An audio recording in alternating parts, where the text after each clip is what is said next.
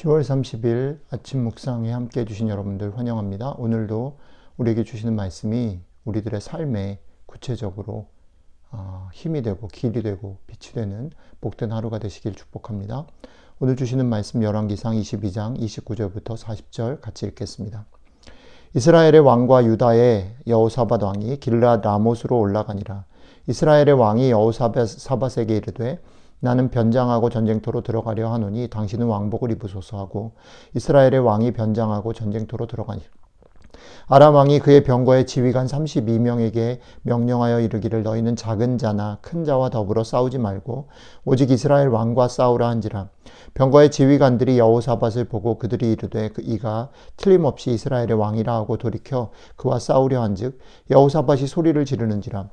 병거의 지휘관들이 그가 이스라엘의 왕이 아님을 보고 쫓기를 그치고 돌이켰더라. 한 사람이 무심코 활을 당겨 이스라엘 왕의 갑옷 솔기를 마친지라.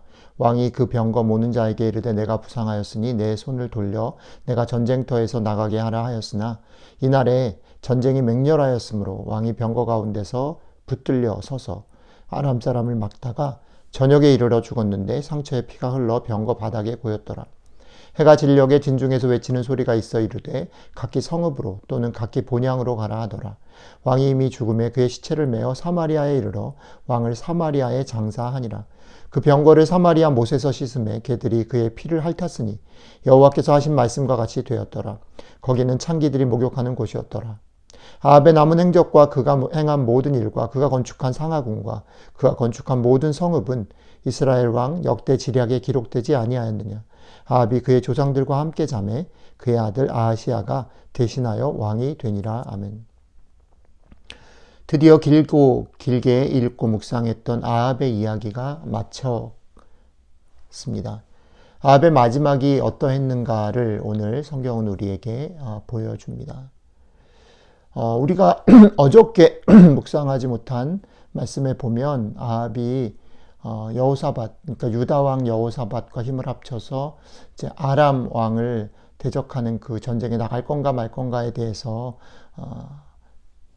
주저하고 있을 때 여호사밧의 권유로 아합이 이제 선지자들의 얘기를 듣는데 자기 편을 듣는 선지자들의 얘기 속에서 주저하고 있다가 한 명, 늘 자기에게 직언하고 자기가 듣기 원하지 않는 이야기를 하는 아마샤라는 선지자의 말을 피하려고 하죠. 그런데 결국은 설득에 의해서 그 아마샤의 말을 듣습니다. 그런데 아마샤는 역시 또 직언을 하는 거죠. 이 전쟁에 질 것이고 이 전쟁이 끝일 것이다라는 얘기.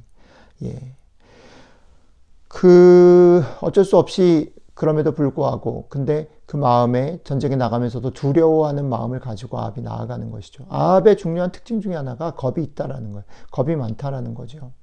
벌어지는 상황들에 대해서 대단히 민감했고요. 그것들을 어떻게든 자기의 꾀로 이렇게 해결해 왔던 사람입니다. 그런데 오늘도 그 두려움 때문에 마지막 꾀를 내는 거죠. 자기는 변장하고 왕이 아닌 것처럼 꾸미고 나가고 여호사밧은 그냥 왕인 것처럼 꾸미고 나가서 자기 대신 여호사밧이 만에 하나 그런 일이 벌어지면 그렇게 되기를 꾀를 쓴 거죠. 그런데 본문에 보면 여호사밧은 자기가 소리를 지름으로 그 아합의 꾀에서 벗어나서 살고요. 아합은 사실은 전혀 예상치 못했던 왕의 복장이 문제가 아니라 실제로 그냥 아무 생각 없이 날린 화살에 자기가 맞은 거죠. 그래서 죽게 되는. 그러니까 생각지 못하던 일들이 벌어져서 자기의 운명이 결정되어지는 그런 일들이 오늘 본문의 이야기입니다. 그리고 이렇게 벌어져서 아합이 죽게 된 일들에 대해서 하나님께서 얘기하신 그 예언들이 성취되었다. 그의 피를 개들이 핥는 일들이 일어났다라고 성경은 우리에게 이야기합니다. 계속 말씀드리는 것처럼 성경의 얘기는 그러니까 아합은 죽도록 운명 지어졌다. 아합은 어떻게 해서든지 간에 하나님의 버림을 받게 됐다라는 얘기를 하려는 게 아니죠. 그것은 성경이 말하는 운명론적인 얘기가 아닙니다. 하나님께서는 계속해서 아합에게 때로는 전쟁에 승리하게 하시고 때로는 전쟁에 질 것에 대한 예언들을 통해서 하나님 경고를 내리시는 거죠.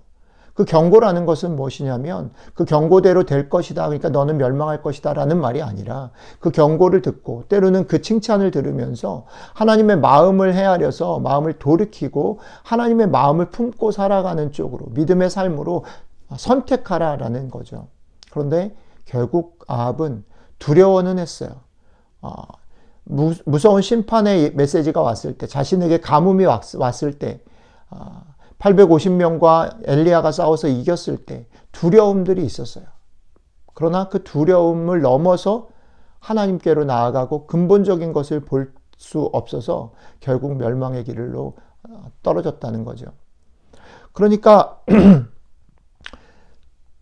그 지금 벌어지는 일들, 지금 내가 꾀를 내면 이렇게 할 수 있다 없다라는 것들을 볼 수 있는 것에서만 판단하고 거기서만 애를 써가지고는 믿음의 길을 선택할 수 없고 믿음의 길을 선택할 수 없으면 결국 멸망될 수밖에 없다라는 것입니다. 두려워하고 주저하고 그것을 가지고 놀래고 당황하는 것만으로 충분하지 않습니다. 그것을 통해서 지금 여기서 벌어지는 일들 넘어 계시는 하나님의 손길, 하나님의 마음, 우리를 향하신 하나님의 뜻을 알아채고 하나님께로 돌이키는 것, 하나님을 선택하는 것, 믿음의 길을 선택할 수 있는 것, 거기까지 나아가야 된다라는 거죠. 결국 그 믿음의 길을 선택하지 못하고 우리의 눈과 마음이 우리에게 벌어지는 일들, 내가 해결할 수 있냐 없냐 그 정도의 판단 안에 머무르게 될 때 우리는 믿음의 길을 선택하지 못하고 결국은 멸망의 길에 이를 수밖에 없는 거죠.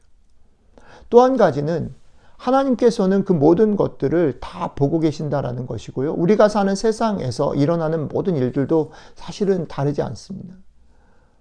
세상은 우리에게 계속 얘기합니다. 결과가 중요하다. 어떻게든 목적을 이루면 된다. 성공하면 된다. 이기면 된다라고 말하지만 사실은 그렇지 않습니다. 우리가 사는 세상 속에서도 내가 수고하고 애를 쓰고 정직하게 사는 것들은 보상을 받는다라는 겁니다. 세상의 법칙에서도 마찬가지.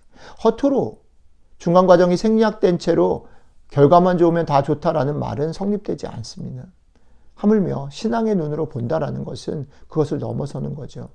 그러나 여러분, 그렇기 때문에도 기도가 필요합니다. 성령님의 도우심이 필요합니다. 왜요? 우리가 사는 세상은 그렇지 못한 악이 성행하고 이기면 다 된다라고 얘기하고 우리를 부추기고 경쟁하게 하고 거기로 우리를 몰아가기 때문에 우리의 마음과 관심이 거기에 쏠렸을 때 우리는 하나님을 바라보고 하나님 앞에서 사는 삶을 선택하기가 쉽지 않다라는 겁니다.